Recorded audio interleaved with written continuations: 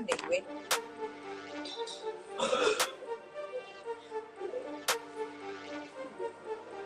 Lagian kan gue udah bilang, gue gak gila-gila masuk surga, say. Gue mah di neraka juga udah gak apa-apa.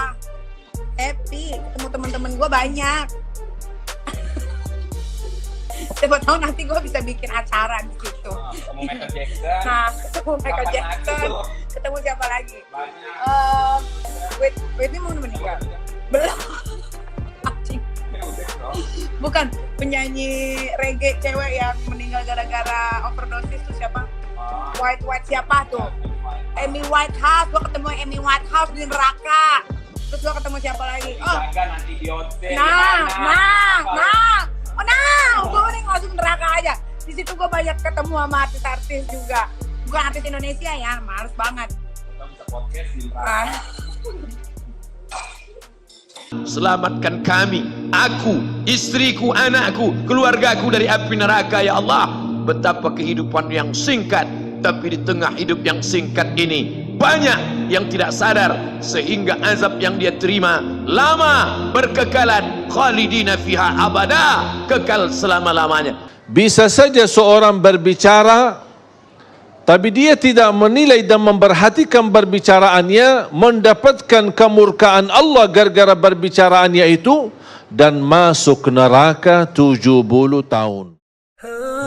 Assalamualaikum warahmatullahi wabarakatuh. Hai sahabat religiwan semuanya, semoga usia bertambah, istiqomah juga semakin bertambah, amal bertambah, maka bertambah pula kesiapan kita untuk tetap menebar kebaikan. Assalamualaikum warahmatullahi wabarakatuh. Man mata duna malihi, siapa yang mati membela kehormatan hartanya, fahuwa syahid, maka dia mati syahid. Betapa seorang yang susah melarat hanya untuk menjaga diri dari yang haram dan syubhat, Allah muliakan dia.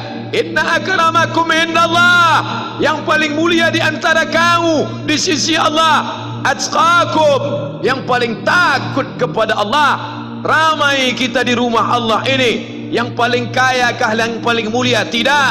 Yang paling ganteng dan paling hebat kuasanya kah yang paling mulia? Bukan. Yang paling berilmu, buya, kiai, ulama, apakah dia yang paling mulia?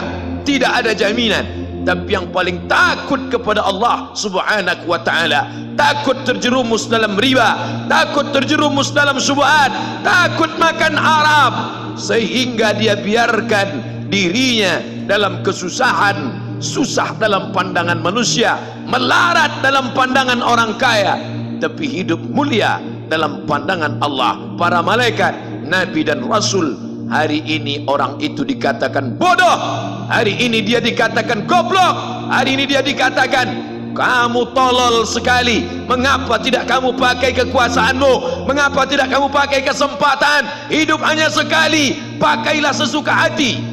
Tapi dia takut kepada Allah subhanahu wa ta'ala. Pagi dan petang dia katakan, Allahumma ajirna minan nar, Allahumma ajirna minan nar, Allahumma ajirna minan nar.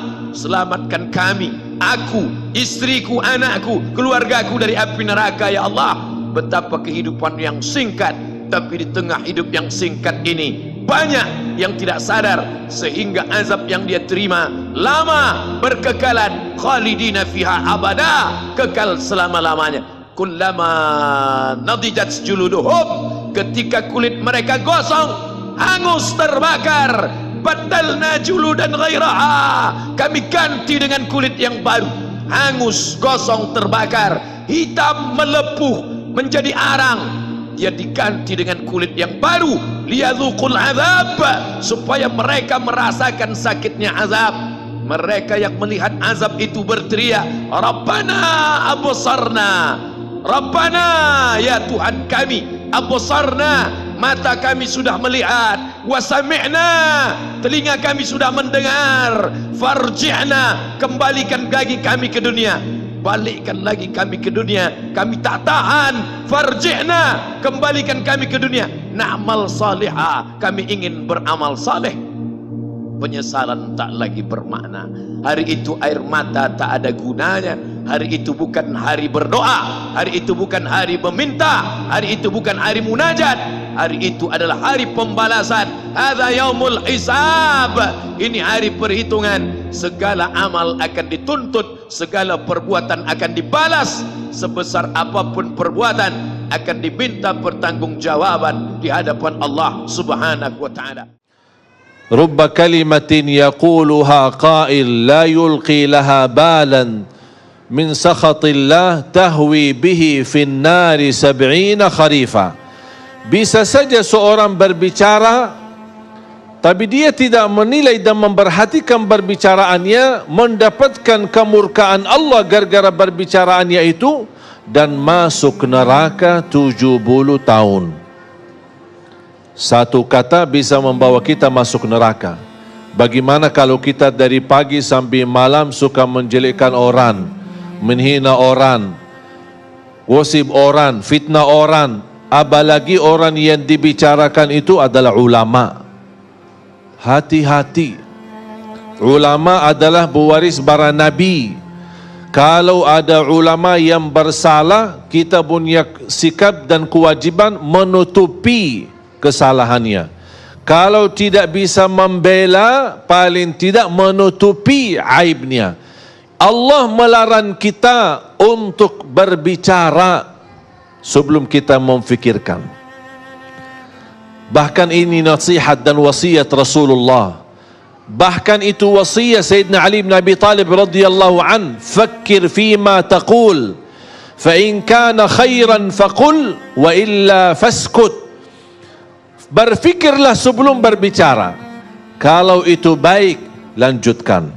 Kalau tidak baik, lebih baik diam. Sebagaimana bahaya lidah, bisa satu keburukan yang kita ucapkan membawa kita masuk neraka 70 tahun. Tapi alhamdulillah sebaliknya, Allah memberikan dengan lidah yang ringan untuk bisa berzikir. Amalan ibadah yang paling ringan, tapi di sisi Allah pahalanya paling besar.